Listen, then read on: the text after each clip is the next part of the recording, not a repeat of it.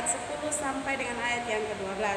Bunyi firman Tuhan, kemudian Daud mendapat perhentian bersama-sama nenek moyangnya dan ia dikuburkan di kota Daud.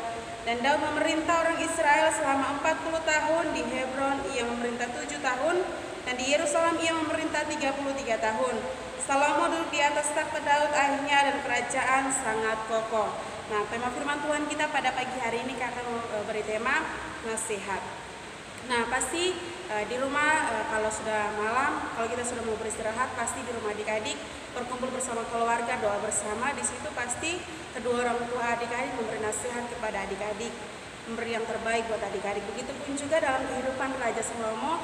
Di situ kita melihat bahwa usia Raja Daud ayahnya Salomo usianya tidak lama lagi dia akan meninggal. Jadi pada saat dia mau meninggal, dia memanggil anaknya itu Raja Salomo untuk memberi nasihat kepada dia agar dalam setiap kehidupannya dia mau taat kepada perintahnya Tuhan, mau setia kepada perintahnya Tuhan. Karena ayahnya Salomo, Raja Daud, di masa hidupnya dia taat kepada perintahnya Tuhan.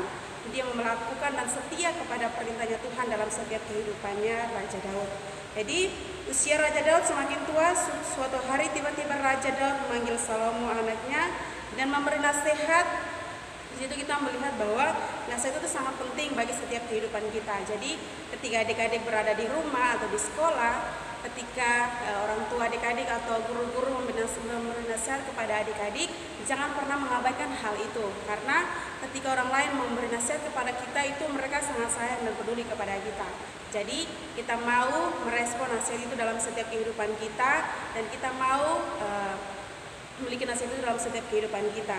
Jadi di situ Raja Daud katakan kepada Raja Salomo, kuatkanlah hatimu dan lakukanlah apa yang Tuhan perintahkan sesuai dengan yang telah diperintahkannya. Jika kamu menuruti perintah Tuhan, Dia akan menepati semua janji yang telah diucapkannya. Jadi beberapa waktu kemudian Raja Daud meninggal dan dikuburkan di Yerusalem, kota Daud. Salomo anaknya itu menjadi raja di Israel menggantikan Raja Daud ayahnya Salomo. Jadi adik-adik, tahukah kita kalau kedua orang tua kita memiliki tanggung jawab yang besar dari Tuhan untuk menjaga dan mendidik kita.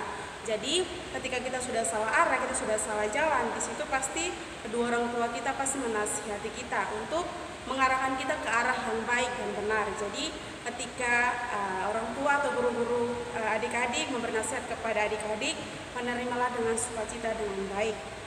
Jangan langsung berpikir bahwa mereka mungkin tidak peduli dengan saya, makanya mereka marah untuk memberi nasihat kepada kita. Tetapi di situ kita ambil sisi positifnya saja. Kalau orang lain memberi nasihat kepada kita, itu pasti mereka peduli dan mereka mau mengarahkan kita ke arah yang baik dan benar. Jadi marilah kita belajar dari kisahnya Raja Salomo untuk taat kepada perintahnya Tuhan dan taat kepada nasihat orang tua, guru-guru maupun teman-teman kita dalam setiap kehidupan kita. Amin untuk kebenaran firman Tuhan kita pada pagi hari ini. Tuhan Yesus memberkati kita semua. Shalom.